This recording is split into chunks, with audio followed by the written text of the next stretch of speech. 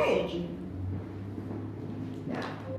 We're now on live stream, and for those that just joined us on the live stream, I had just completed the land acknowledgement and was having a motion about allowing us to participate in the meetings by electronic means, and I have a mover and a seconder. Could I have approval from the trustees? Passed. Thank you. There is a quorum present at our meeting, and we have the agenda in front of us. Can I have a motion to accept the agenda?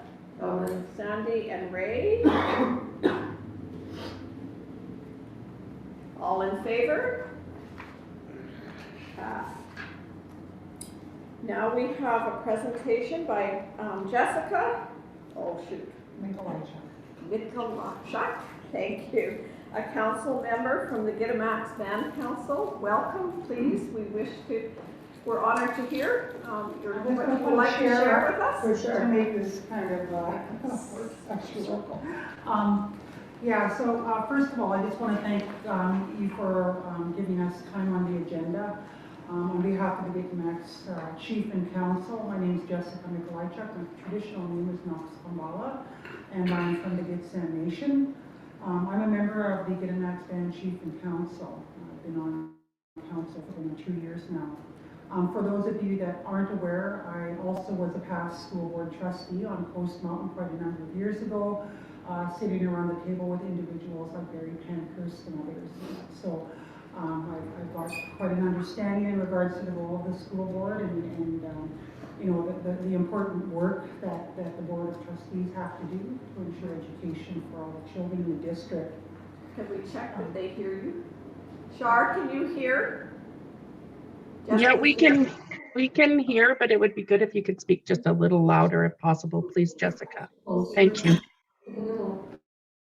Oh, so this one here? Yeah. Okay, great. Thank you. And that's so, just so you guys are aware, so I'm a member of the Chief and Council, and I reside in Prince George. However, my role on council is that I fill a role on Chief and Council for the urban and away from home population of Gittimax band members. So that would include those Gittimax band members that maybe don't reside on reserve in Gittimax, but they might reside in South Hazelton, New Hazelton, and the surrounding areas in the like the catchment in regards to the Hazelton. So education's been quite a conversation for council over the last couple of years, and there's a number of things that we want to bring forward to the board. We are hoping for a written response, you know, within the next month or so in regards to some of the things that I'm bringing forward, recognizing that there may not be answers for everything, and that tonight I'm not expecting that. So what I've got a list and I've shared it with you, our written submission that I'm going to walk through. So for the council, we've got a really real major concern in regards to the high number of unlicensed educators that are teaching in our schools in the Kiplinga and Hazelton area. We recognize that there's a lot of issues around recruitment and retention of teachers. But as a leadership in regards to our children, we have to go on record that we aren't satisfied in regards to having a high number of educators with letters of permission teaching in our schools. While we appreciate their efforts and their willingness to step up, it doesn't fall in alignment in regards to the quality education that we expect for our children, and for that we do expect, you know, there to be licensed, fully licensed teachers instructing in areas of expertise. I know within the union environment, you know, there's seniority and what have you, and within the Hazeltons, I can only speak to our area, but I would imagine it's happening throughout the district. We have a number of teachers that are teaching in non-areas of their expertise. We've got teachers that, you know, that they may be teaching them math, but that wasn't their specialty in school. And then when you take a look at even the Aboriginal education roles, we've got non-Indigenous teachers teaching in those roles in our communities, which we, you know, need to go on record that we're not okay with. And that because the best educators of cultural and Indigenous education are our people, and that who, you know, we've got many teachers in the Hazelton area that graduated from the University of Northern British Columbia with their bachelor's, with very key specialties in the area of First Nations studies. And that's so, I think that, you know, we want to bring that forward, that we're very, very concerned about that. And I think that when you take a look at DRIPA, I hope that this school board has made themselves educated and understand in regards to DRIPA, and that falls in alignment with everything, including education of the kids. So we're very interested in hearing from the board in regards to what your recruitment and retention strategy is in regards to getting licensed teachers in our schools in the Hazelton area, and also a bit more information in regards to how you plan to move forward in regards to ensuring that Aboriginal education is taught by Aboriginal educators. Another piece of it is in regards to the Aboriginal education curriculum. When I was on the school board and even prior, there was a lot of work done by Sadie Harris on that time, and I do believe Cheryl Sebastian was involved in that work, that there was supposed to be a curriculum that had learning outcomes, had a basis in regards to evaluation of students successfully meeting the requirements to get a passing grade in those courses, right from kindergarten through to grade 12. And it seems like that initiative seems to our elected council to have fallen off, and that because we don't hear anything about it anymore.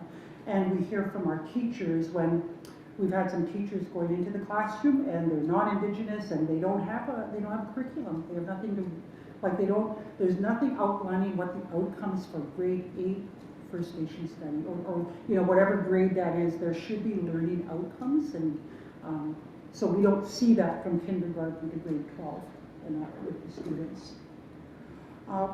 The council is interested in and is seeking transparency from the board also in regards to the number of non-qualified teachers that are teaching in our schools in the Kitwanga-Hazelton area.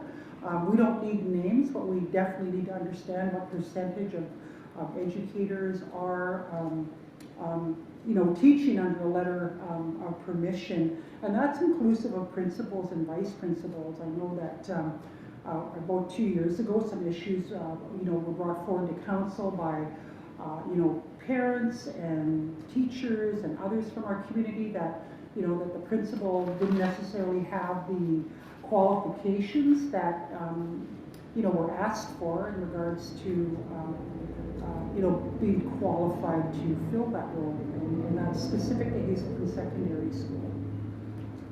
We're very happy with who we have right now, and that, you know, Barb Jansen does a wonderful job. She's community-based, but, you know, we just want to ensure that, you know, we bring this to the Board of Trustees' attention. The other piece of that we'd like to bring forward is in regards to the Program 131 funds. So we know the allocation of those funds in regards to what the per FTE allocation is for Aboriginal student that's registered on the nominal roll, and we are seeking for there to be transparency in regards to the Program 131 funds in regards to how much is generated for each area. Because we strongly feel that the Program 131 funds that are generated by those First Nations children in the Kitwanga-Hazelton area, they should be resourced to our area also, because that supports us, you know, moving forward the Indigenous and cultural teachings that is very, very key to our nations in supporting, you know, the cultural goals that we have.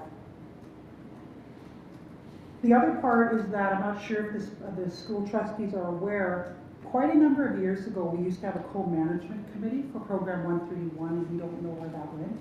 So we used to have a co-management committee in the Kitwanga-Hazelton area. We used to meet with Sadie Harris, who used to be the Director of Aboriginal Education. We met with Cheryl Sebastian at the time, and you know, we came together and we planned with the school district through those co-management committees in regards to what our priorities were or what we would like to see happen, to have some meaningful input in regards to, you know, some of the key priorities for Aboriginal education in our area. I'm not sure if they had that in the Terrace area or the Haisla area. I have a feeling that they did, but I do know for a fact that we did have a co-management board, and that no longer exists. Another piece is the Aboriginal Education. I'm really surprised as a council that when I was on the school board, Aboriginal Education was a standing agenda item. And it was a standing agenda item because of the high percentage of First Nations and Aboriginal students that comprise the school district. And I don't know when it happened, but it's no longer a standing item on the agenda. And we would like to see it be brought back as a standing item. We used to have the Director of Aboriginal Education that reported at the Board of Trustees meetings in regards to speaking more in regards to are we meeting targets as it relates to Aboriginal education in the district, and you know, providing updates in regards to what you know, innovative or new Aboriginal initiatives were being implemented, and you know, status updates in regards to, you know, are we, you know, are the initiatives meeting what the ultimate goal would have been around Aboriginal education. So that is a request from our chief and council. The other piece is Indigenous representation on the school board. And I do believe your guys' elections are this fall. Are they this fall in October? I think so. I know that when I was on the school board, you know, I ran and was one of the two Aboriginal trustees on the board. The other one was Nicole. What was it? Hal. Yeah. So we were on the board, and you know, we would really like to see Indigenous representation. So our chief and council will be meeting with the other nations in the school district, and we're seeking support from the board because we will be seeking seats for the Haisla, the Nisga'a, and the Gitxsan. And that because of the population, we think that there really needs to be some representation on the school board in regards to bringing forward, you know, the issues on Aboriginal education. We used to have a designated seat years ago, and that was eliminated. So we will be bringing it forward to the Ministry of Ed.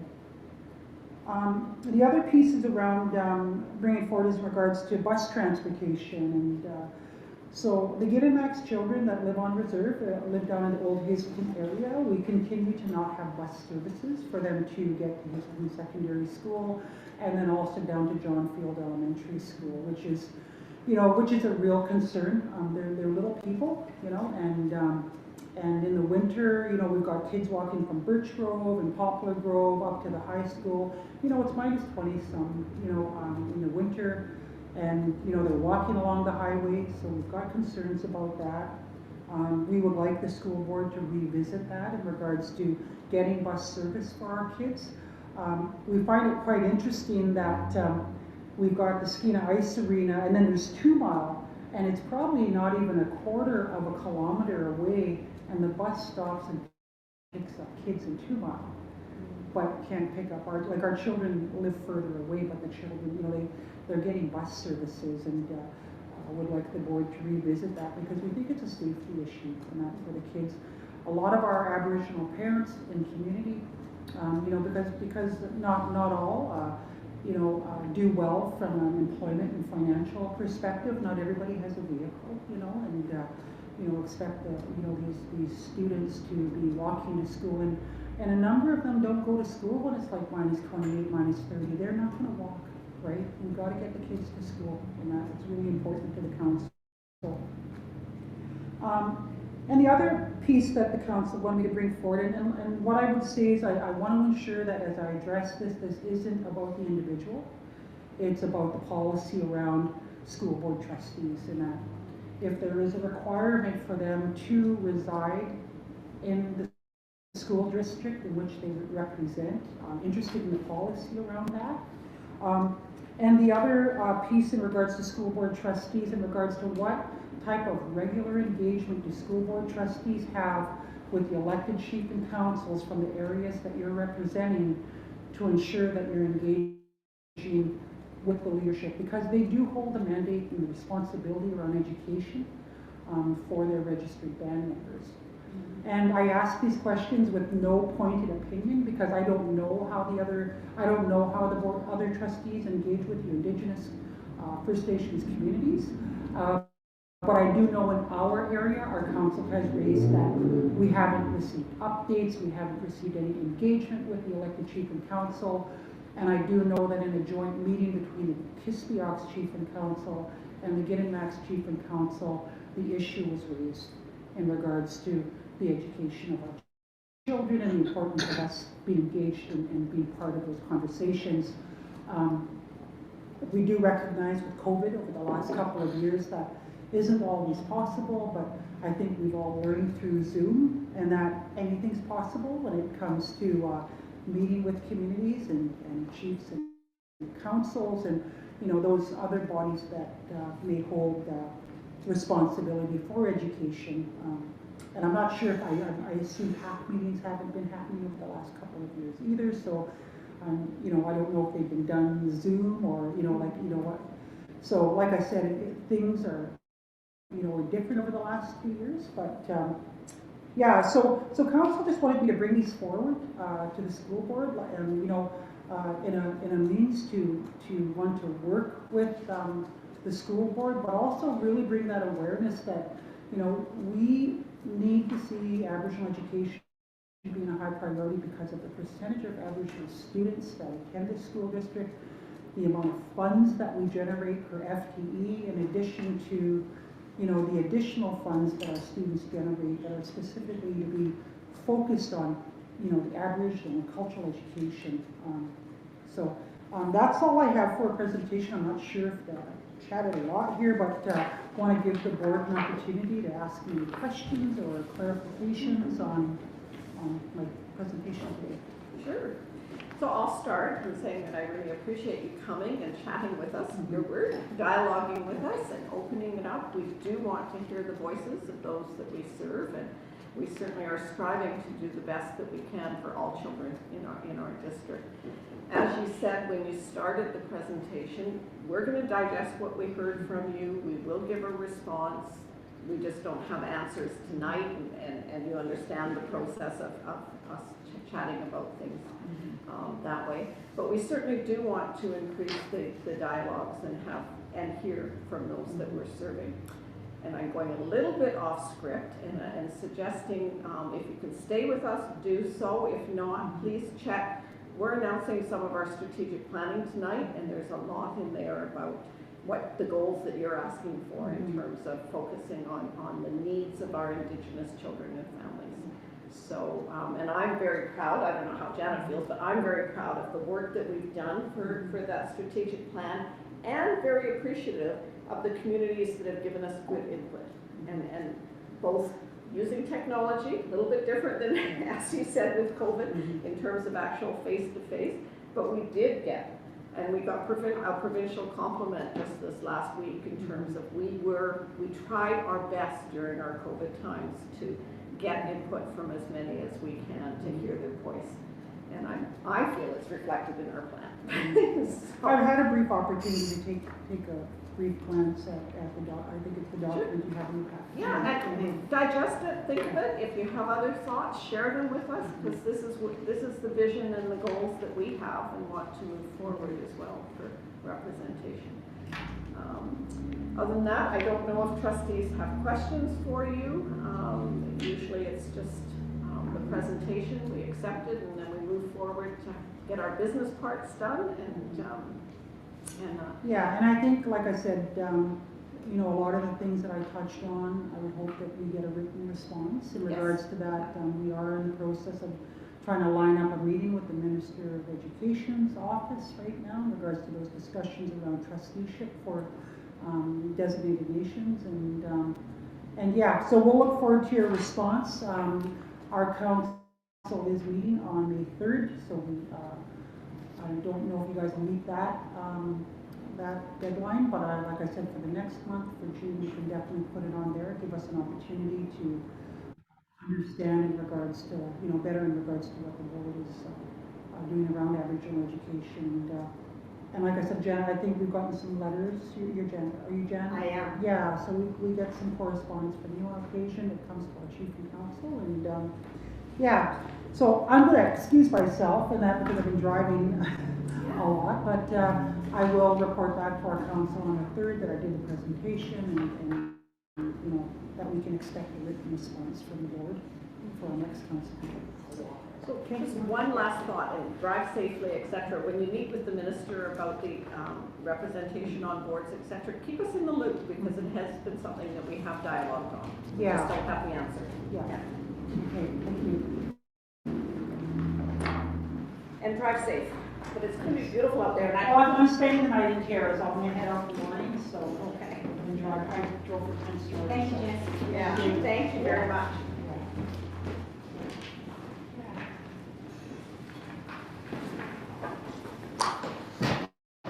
The sun is starting to set now, so I can see my piece of paper. There's one crack where the blinds don't cover the sun, and it was right in my eyes. I couldn't see a Is it thing. okay now? No, it's fine now. It's starting to set. Okay, shall we wait for Janet to come back, or can we get started with approval of the minutes of the February 23rd, 2022 meeting? Can I have a mover and a seconder? Okay. Sandy and Ed. All in favor? I see nods with the exception of Shard. Good, passed. Move to the receipt of records of the in-camera meeting, 7.1, in-camera meeting February 23rd, 2022. A mover. Sandy, second. Second. Okay, Ray, all in favor? Passed. Summary of special in-camera meeting March 1st, 2022. I'll move that. Yeah, Ray, second. Sandy. Any questions or all in favor? Passed. Summary of special in-camera meeting March 17th, 2022. I'll move. Sandy? I'll move them all. Okay. Ray? Any questions? All in favor? Passed. Thank you. We were busy in March there for a bit.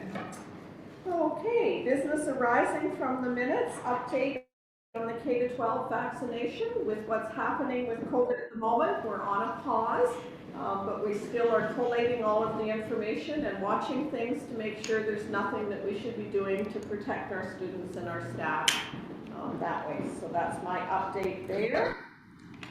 Correspondence, there was no correspondence received. And the Superintendent of Schools monthly report for April 2022 is in our package. Madam Chair, there's a meeting attendance. Yeah. Here it is. Oh, And we'll see next sorry. Trustee. It will be sent out just to quiet all the staff. So let's just take 2 seconds here to just scan it and then we can read it. Oh yes, I saw the breakfast program donation. That's awesome. Yeah. Oh, and I fundraising move that for we the can receive this for information. Yes, thank you, Raymond. Second for Raymond's motion to receive, Ed. And Janet stepped out, so we can't ask her questions at the moment. But let's read it, and if questions, I'm sure if we have questions, she welcomes them in, and her door is always open for us. Standing committee reports. Trustee Raymond Raj, 11.1 through 3. 11.1.1 Business Committee meeting minutes, April 30th, 2022. It is on pages 22 to 24. I move that the minutes of the Business Committee meeting held on April 13th, 2022 be received for information. Second, Sandy. Any questions for Raymond? Okay. No, all in favor? Passed. The next item is 11.1.2 Ministry of Education Estimated Operating Grants 2022-23 announcements, and it is on pages 25 to 29 of your agenda. So this says the Ministry of Education's Resources Management Division announced on March 11, 2022, the 2022-23 estimated operating grants for all 60 boards of education. Attached is the 2022-23 estimated operating grants and 2022-2023 Ministry Operating Grants Summary for Coast Mountain School District. The local school district allocation are based on projected enrollment provided by boards of education for the 2022-23 school year and generate a provincial preliminary operating grant of $5.887 billion. This is for all 60 school districts. Operating grants will be recalculated in the fall of 2022 after the September 29, 2022 enrollment is confirmed. The operating grant allocation will again be adjusted subsequent to February and May 2023 continuing education and distributed learning enrollment counts. Funding will also be adjusted in February 2023 and any growth in special needs enrollment. The Business Committee reviewed the Ministry's estimated operating grant 2022-23 announcement at its April 13, 2022 meeting and forwards to the Board for information. I move that the Board receive the Ministry of Education's estimated operating grant 2022-2023 announcement as presented for information. May I have a seconder for your motion? Ed? Any questions? I don't see any questions. All in favor? Pass. Thank you. The next item on the agenda is, excuse me, Okay, wrong timing. take a moment. Get your breath. This is a long one. This is on pages 30 to 35. Ministry of Education's response to annual 5-year capital plan submission 2022-23 and capital bylaw number 2022-23 CPSD82-01.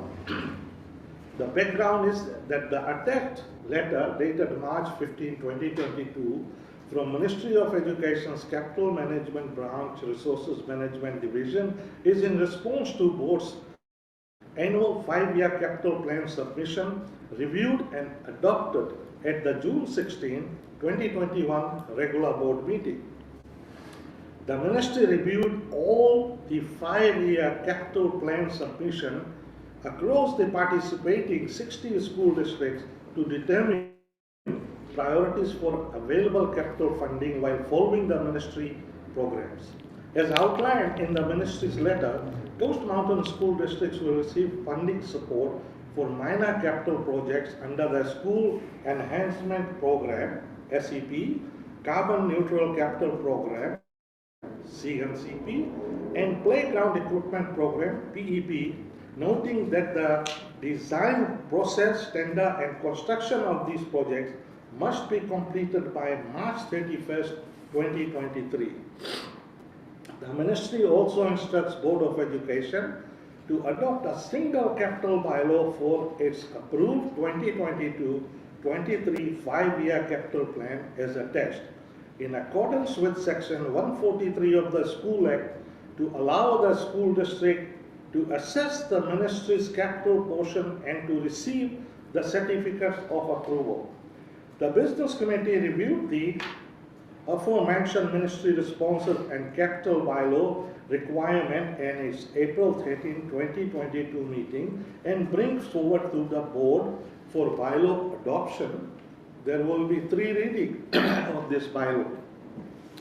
Whereas, in accordance with Section 142 of the School Act, the Board of Education of School District Number 82, Coast Mountains, hereinafter called the Board, has submitted a capital plan to Ministry of Education, hereinafter called the Minister, and the minister has approved the capital plan or has approved a capital plan with modifications. If you're looking for this, it's on page 35. Now, therefore, in accordance with section 143 of the School Act, the board has prepared the capital bylaw and agrees to do the following. A. Authorize the Secretary Treasurer to execute a capital project funding agreement or agreements related to the capital project or projects contemplated by the capital plan or a capital plan with modifications. B. Upon ministerial approval to proceed, commence the capital projects and proceed diligently and use its efforts to complete each capital project substantially as directed by the minister. C. Observe and comply with any order, regulation, or policy of the minister as may be applicable to board or the capital projects. And D. Maintain proper books of account and other information and documents with respect to the affairs of the capital projects as may be prescribed by the minister. Now, therefore, the board enacts as follows. The capital bylaw project, number one is the capital bylaw of the board for the 2022-23 capital plan is approved by the minister to include the supported capital projects specified in the letter addressed to the Secretary Treasurer and Superintendent dated March 15, 2022 is hereby adopted. Number two, the capital bylaw may be cited as a school district number 82, Coast Mountains, capital bylaw number 2022-2023, CPSD 82-01. Now, read for the first time on 27th day of April 2022, I move that the capital bylaw number 2022-2023 CPSD 82-01 capital plan 2022-2023 be read a first time the 27th day of April 2022. A seconder for the motion? Second. Thank you, Sandy. Question? All in favor? Passed. That the capital plan bylaw number 2022-2023-CP-SD82-01 capital plan 2022/23 be read a second time the 27th day of April 2022. A seconder, Sandy? Question, all in favor? I can't see Karen's hand, but I think she is. Thank you. There you are. I need a unanimous consent to move forward. So I now need unanimous consent to move forward. All in favor of moving forward? Everybody's hand up? Yes, passed. Okay. So now I move that the capital bylaw number 2022-23-CP-SP82-01 capital plan 2022-23 be read a third time, passed and adopted the 27th day of April 2022. Sandy, you second me? Second. Thank you. All in favor? Passed. Thank you, Madam Chair. Okay, thank you, Raymond, for walking us through a lot there. 11.2, the Education Committee report. Trustee Angela. Thank you very much, Madam Chair.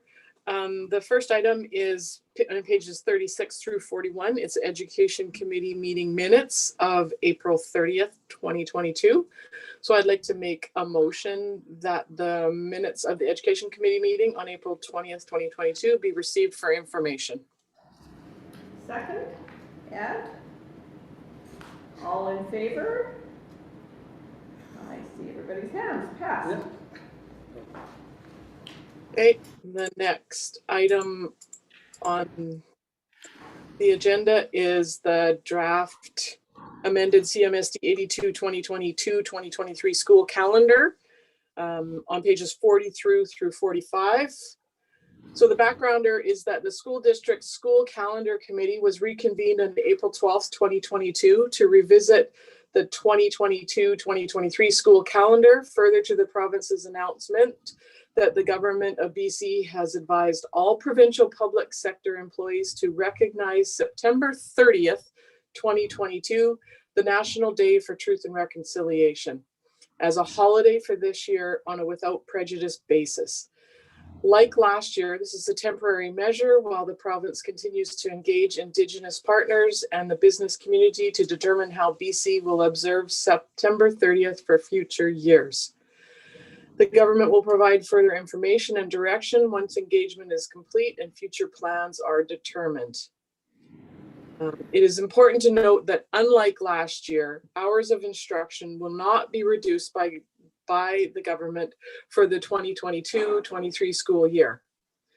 The 2022-2023 school calendar was previously recommended by the school calendar committee in January of 21 to the education committee, approved by the board and the Ministry of Education. The attached draft amended 2022-2023 school calendar and backgrounder for Coast Mountain School District is based on the following calculations subject to board approval, followed by submission to the ministry for final approval. September 30th, 2022 be added to the list of days when school will not be in session. Days in session changed from 186 to 185. Days of instruction changed from 179 to 178. The number of minutes which will need to be added to the day for each school will be 2 minutes for each day. The Education Committee reviewed the draft amended 2022-2023 school calendar at our meeting and forward to the board for approval.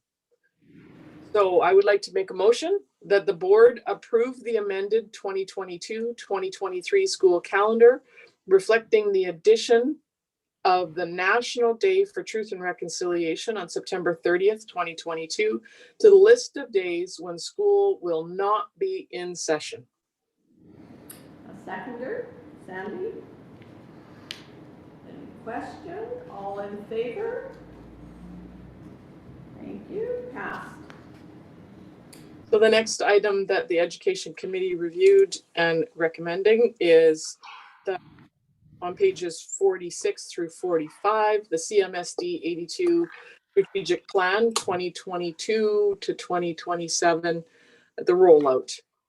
So attached is our strategic plan, including the cover strategic plan poster as presented to the board, for information as part of the plan's official rollout. The new strategic plan is the culmination of months of work where the school district 82 explored and engaged with students, staff, parents, and community. The plan built on the work that is happening within the school district and now supports the school district's future focused priorities. The strategic plan was developed through the most comprehensive future-focused engagement exercise the school district has ever undertaken virtually. All learners, staff, parent, right holders, and community shared their vision for the future and then told us what skills and attitudes would be needed to get there. A series of virtual interactive strategic planning sessions were held between February and April, which included a thought exchange gathering survey. The sessions and surveys provided an opportunity for everyone to participate and have their voice heard. The input received played an important role in the direction of the school district by assisting the Board of Education in the creation and development of the 2022-2027 strategic plan.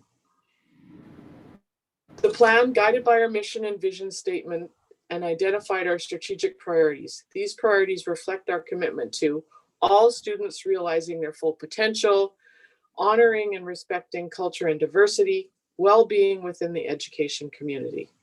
Now that the Board of Education has finalized the priorities, the school district senior leadership will create the framework for enhancing student learning.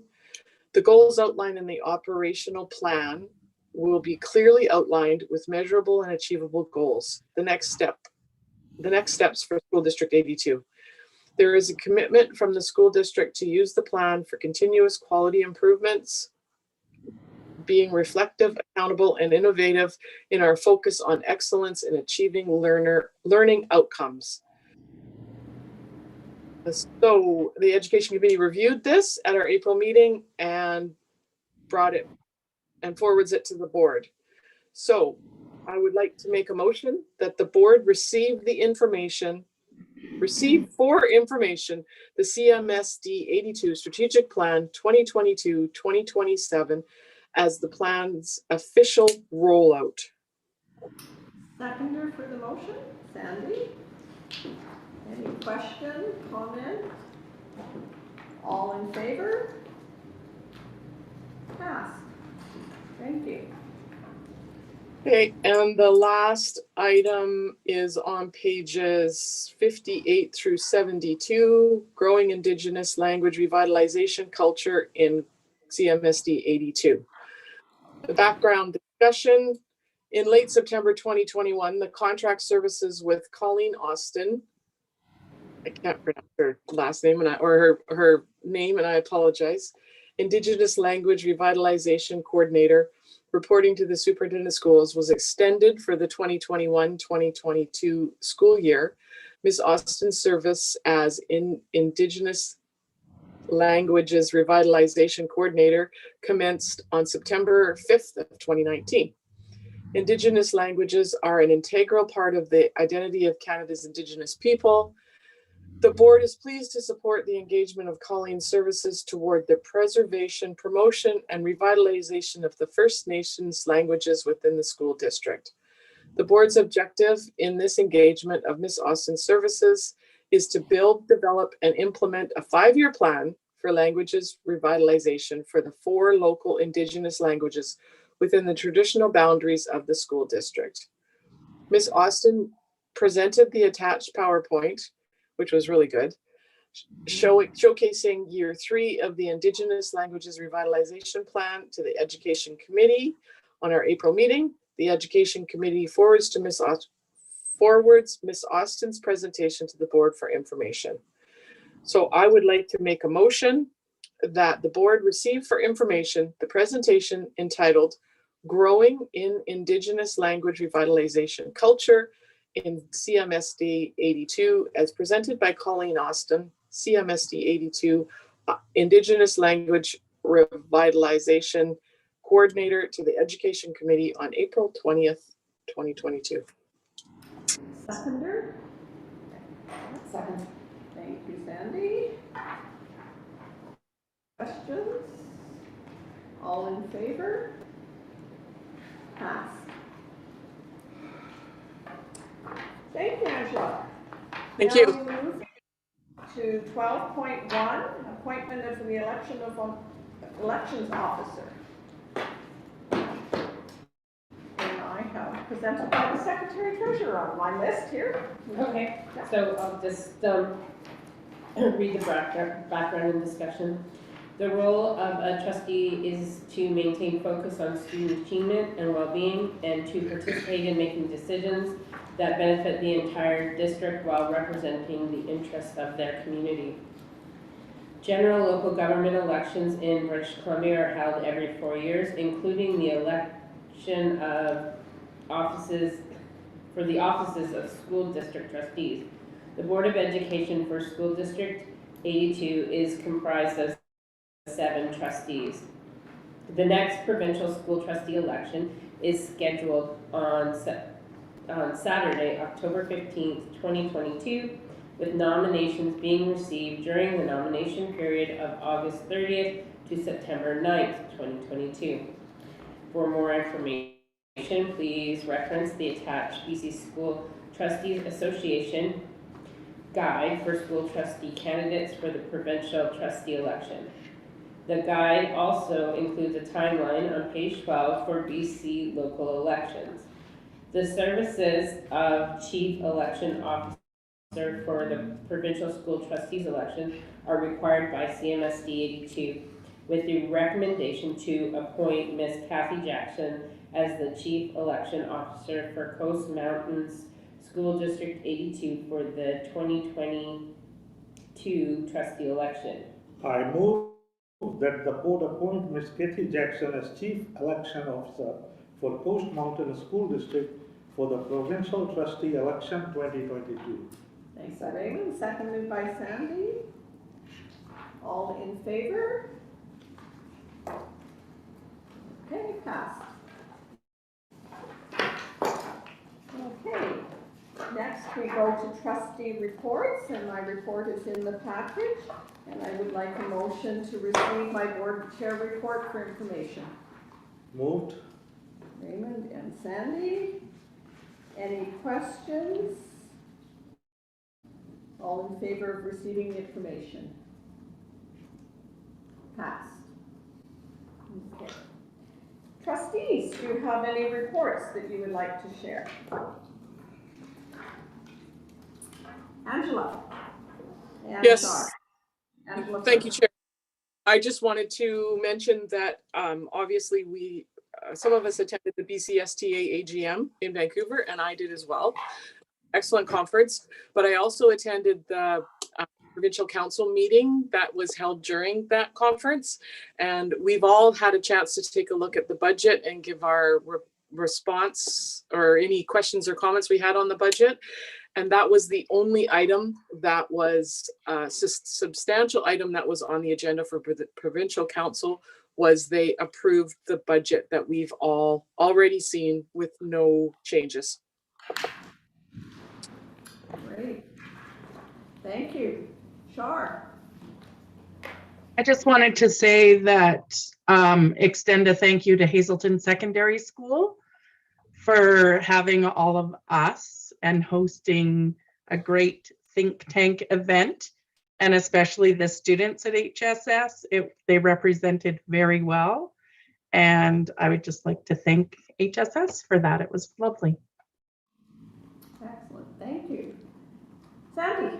Not specifically board related, but Terrace has a new youth theater group in town. So any students between grade 8 and grade 12 are welcome to join. It's a drop-in on Tuesday nights at 7 to 8:30 at the Terrace Little Theater.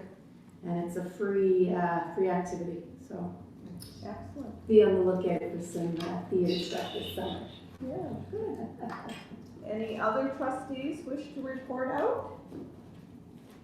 I don't see Yeah, anything. Karen here. Yeah, go ahead. All right. Yeah, I just like to mention that Kildala School is having a fundraiser on Sunday, May 1st, 3:30 to 5:30. It's to raise funds for a family who lost everything in a fire. So yeah, paint a picture and raise some money. It'd be nice to help that family out. Thank you. Excellent. No other comments, and I understand no questions were submitted, so I believe we're ready for a motion for adjournment. Raymond, so moving. Thank you. We're adjourned. Thank you all. I have to go meet with Karen. Yes, you want